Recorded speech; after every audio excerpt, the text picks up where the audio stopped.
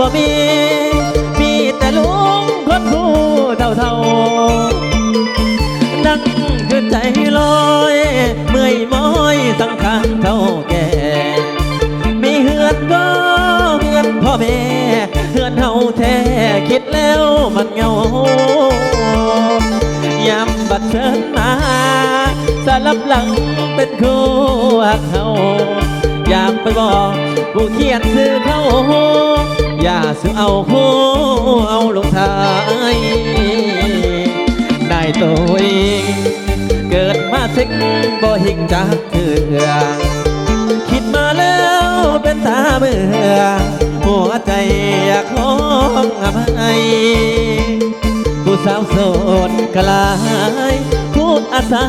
เป็นมาปีไก่แต่เขาบ่ได้เอาใจใส่ตามความใดก็ได้ความนั้นโสดมาหลายปีหลายหนจนธรรมดาได้ก็เอาบ่ได้ก็อยากอยู่มานี่ยังได้หลายมาลูกหลานเล่นลอยผู้เฮาสอนเพิ่นให้สงสารเขาบ่ให้เดาสนานต้องสกัดเหมือนโหบ่โซเฮ้ยเอาออกมาเด้อ